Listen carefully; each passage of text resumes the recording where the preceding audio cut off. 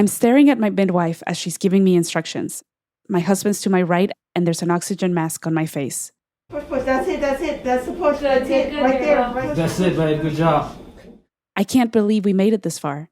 I can't believe we're all alive. Considering only a few weeks ago, I thought I was going to die. I grew up hearing the stereotype that Latinos are fertile human beings, expected to produce large families. And this stereotype was mostly confirmed everywhere I looked. My grandparents all came from large families, and my maternal grandmother had 8 children. I have 32 first cousins. Yes, I know all their names. Suffice it to say that in our Latino community, there's a familial expectation for procreation. Many of us who come from Catholic upbringings are taught that children are a blessing and a part of a step in fulfilling our purpose in life. This is my personal story about the guilt we feel when we're not living up to those expectations. It's also a story about loss, grief, and finding courage.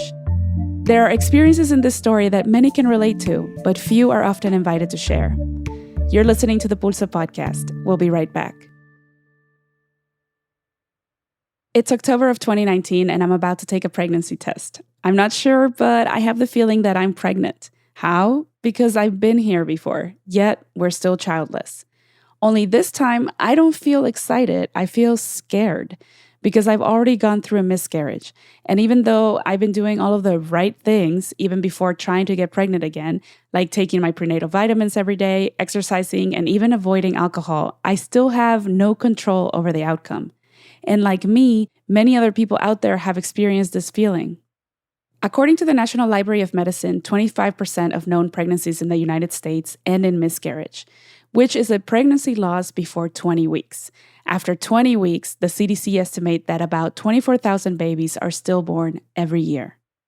Knowing that the odds of miscarriage increase after the first one, I am compelled to record this journey as a way to help me process all of the feelings and thoughts currently inside my head.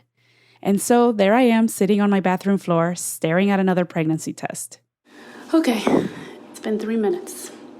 The C line is very clear and noticeable, and the T line is also very clear. Oh my gosh. So I call out to my husband. Doug, can you come in here, please? Doug sees the results and has the same reaction I do. Because of my previous miscarriage, we're both cautiously happy. That same night, I have a secret conversation with my voice memo app. I wish I could just be super, super happy. There are just so many things going through my mind right now. What if it happens again? I'm scared. I never want to go through that again. It sucked. 7 weeks later, I start feeling the first trimester. Think of every pregnancy symptom you've heard of, and I have it. The mood swings, the nausea, the sleepiness, the crying. Oh my God, the crying. It's now the middle of November, and I can't keep control of my emotions.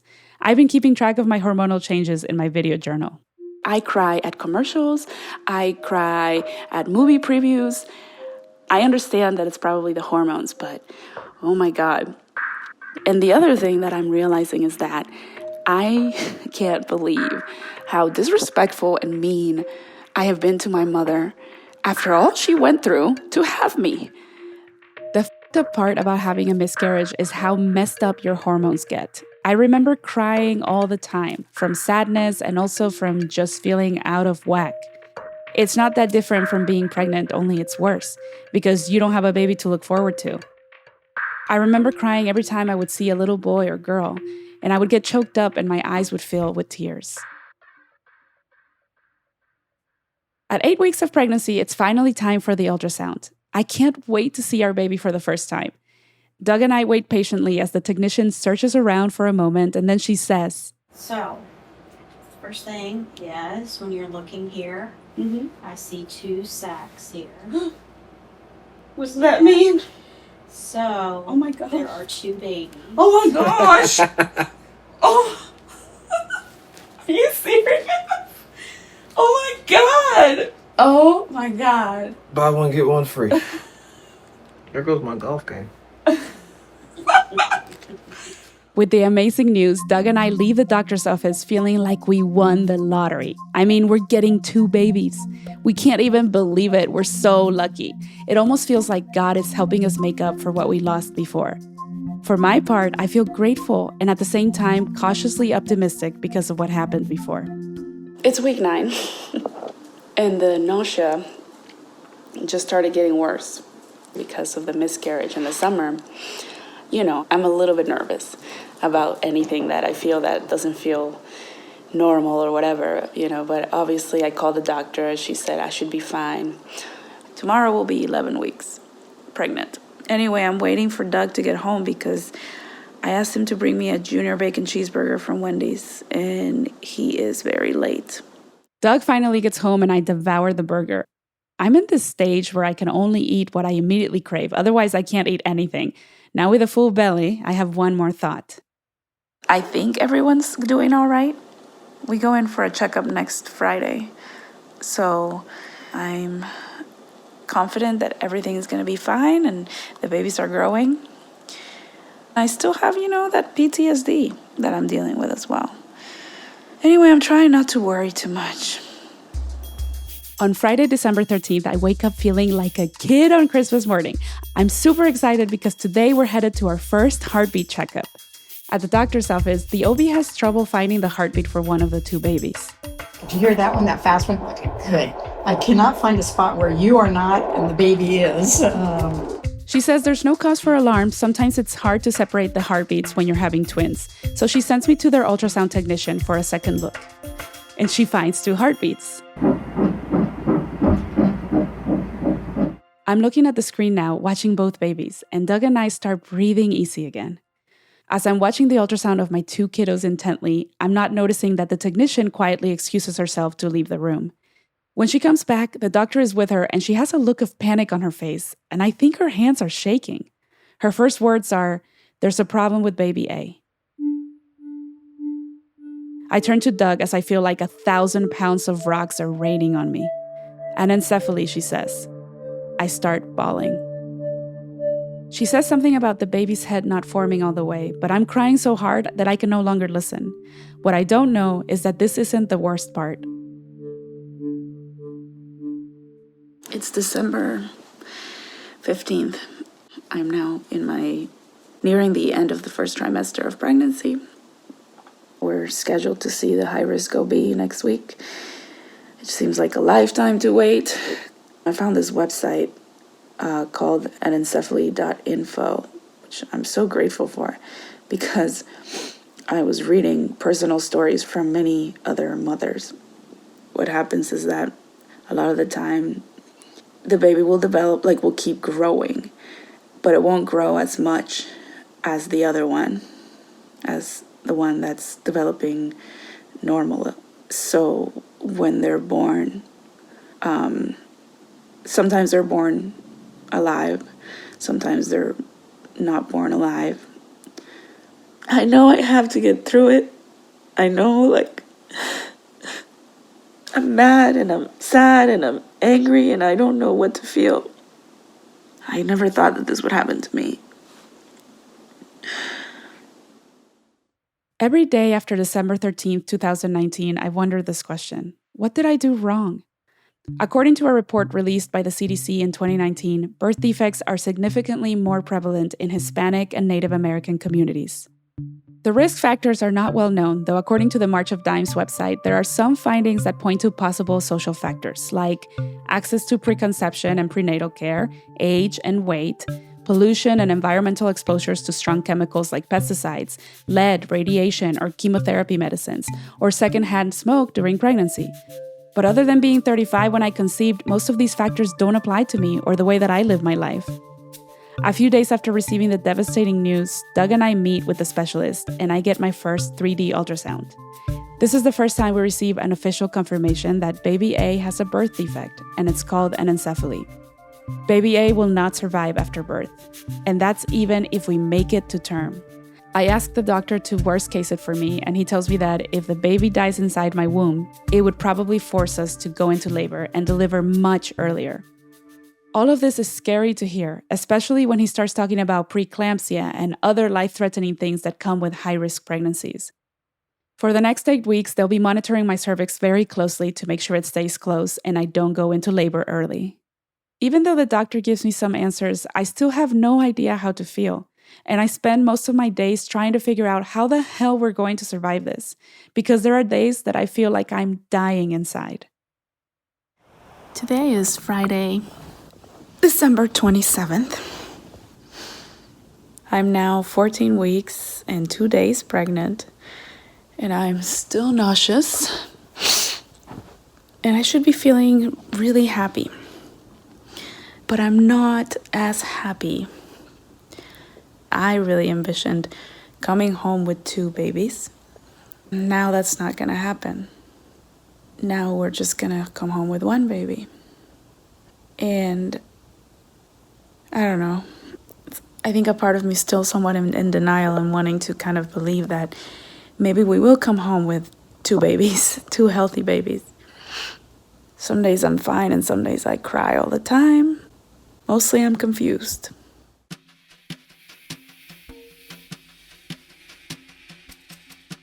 Besides struggling with my emotions, I also feel like I'm in a constant argument with time.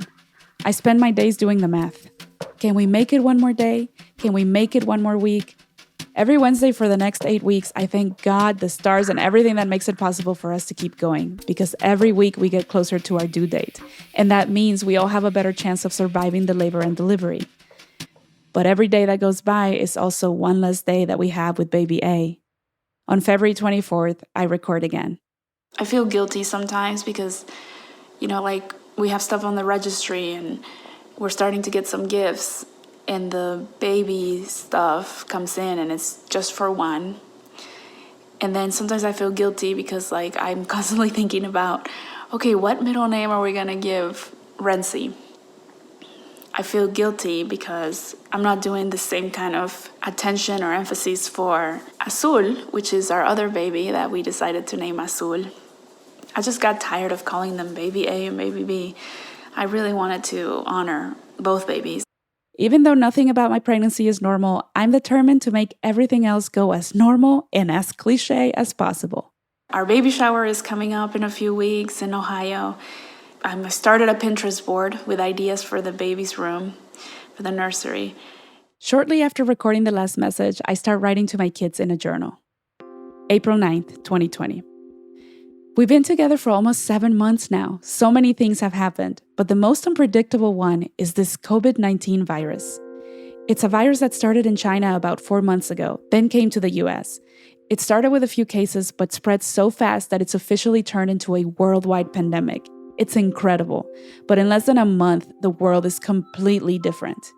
Papa and I have been social distancing for almost 4 weeks, meaning we stay home and we don't go anywhere except for a walk or the grocery store. We've stayed busy with home decorating projects, but not everyone has been as lucky. Millions of people around the world are now unemployed, and a lot of businesses are closing down for good. There are no sport activities allowed, no concerts, no parties, and kids are also home from school. Of course, this means our baby shower was canceled, but we discovered something kind of cool. We had a virtual one instead, and it was actually fun. On the other hand, I still go to the doctor every 2 weeks to check on you guys. But Papa is not allowed to go with me anymore. Because of the pandemic, I have to go alone. And when I arrive, they have to check my temperature. They ask me if I have virus symptoms like coughing or shortness of breath. And everyone has to wear a face mask that covers our mouth and nose. The day before the governor of Arizona ordered restaurants and events to shut down, there was a text message going around saying that there would likely be a severe shortage of food. People were running to the stores, emptying shelves and lining up just to get inside. I couldn't find any toilet paper 2 days later, and last night I had a panic attack. It was the first time in a few weeks that I felt like we might not survive this pregnancy. If this food shortage is real, I'm worried that I won't be able to get enough food to stay healthy and feed you guys. Your dad helped me and told me we'll be fine, but I'm still freaking out. We can't even hang out with anyone because if Doug or I get sick, we could be quarantined from seeing you guys after you're born. It's already happened to women in other parts of the country and the world. Some of them have even given birth without their partners there.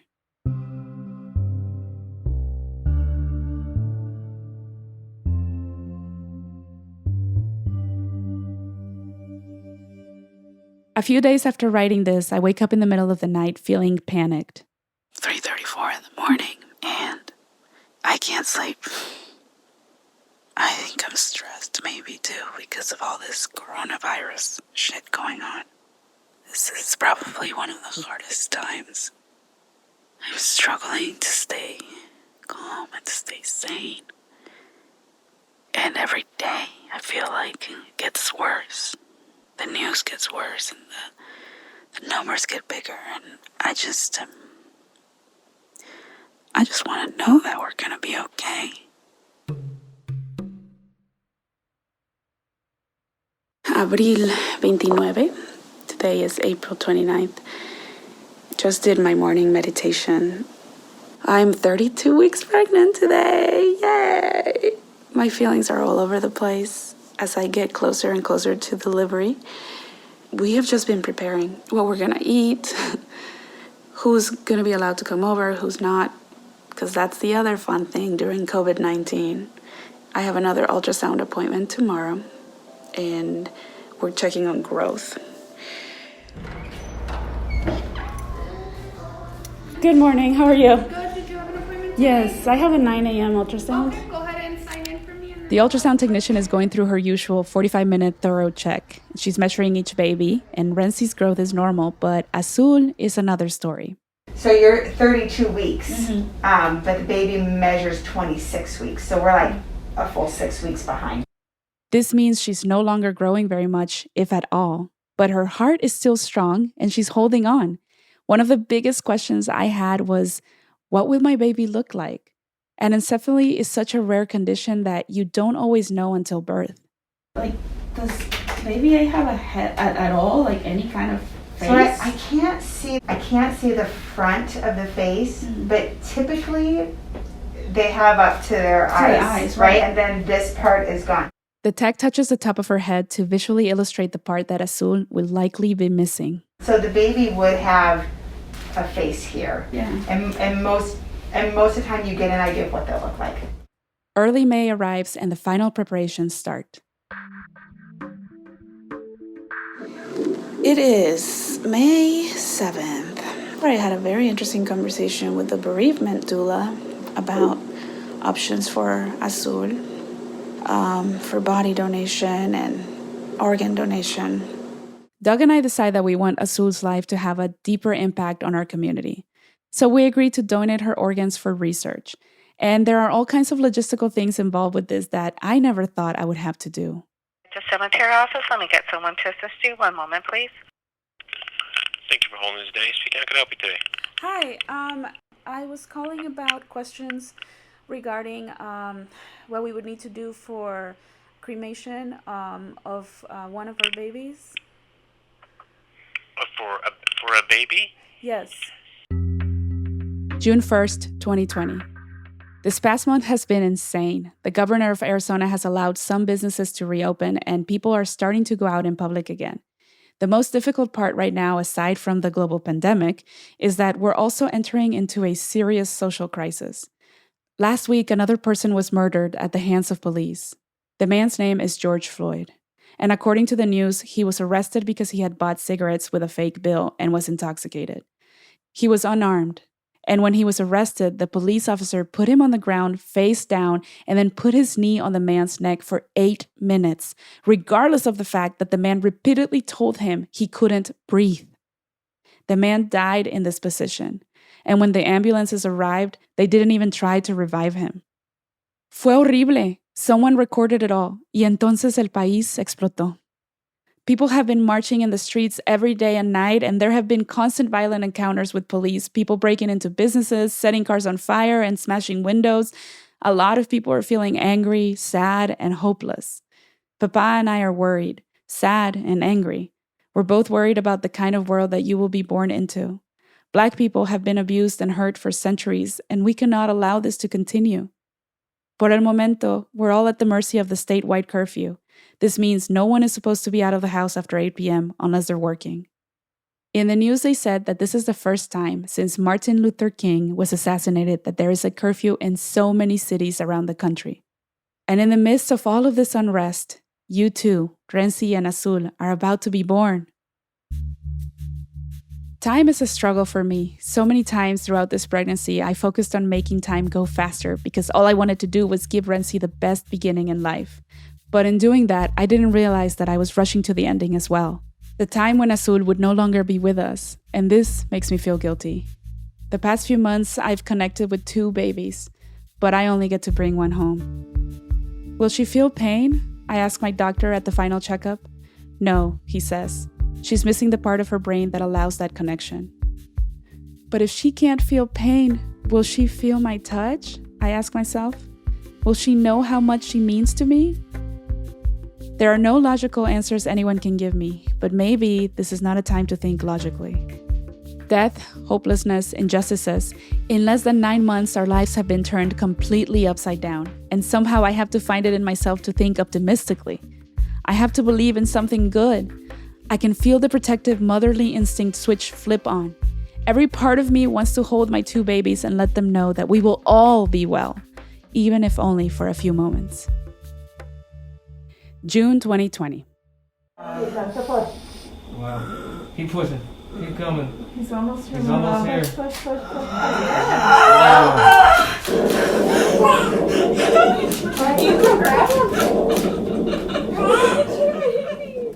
Renzi comes into the world first, and Azul arrives about a minute later. Follow Ellie. So good. So good. Good job, Mom. A few minutes later, lying next to her brother on my chest, Azul passes away. On Mother's Day week of 2021, Doug and I hiked to our favorite spot in the mountains of Phoenix to spread Azul's ashes. It took me a long time to let go of her physically. Emotionally, I'll never let go of her. All I can do is thank her for holding on and being there for me and her brother. Gracias, Azul Alexandria. I can't tell you how many times people have told me to have faith. Everything happens for a reason. Well, this entire experience taught me that sometimes shitty things happen to good people for no greater reason at all. And it doesn't necessarily mean that you could have prevented it. Are there things I can say that I've learned from this experience? Sure. But that doesn't take away the pain, and it doesn't erase the guilt that comes with losing a baby. Before we wrap, if you know somebody who's gone through pregnancy and infant loss, here's what you can do to help. Don't ask them when they're going to try again or suggest that they should have more kids. You don't know the kind of mental and emotional pressure they already feel without your adding to it. If you're someone who's experienced pregnancy or infant loss, share your story, even if it's only with a few people. Hearing other people's stories has helped me process my grief and feel less isolated. What I have learned is that we all need community and support, not just during the hard times, but every day. I've learned we could all stand to be more empathetic and respectful of each other's struggles and life choices. It's very easy to pass judgment when you've never lived through someone's experience.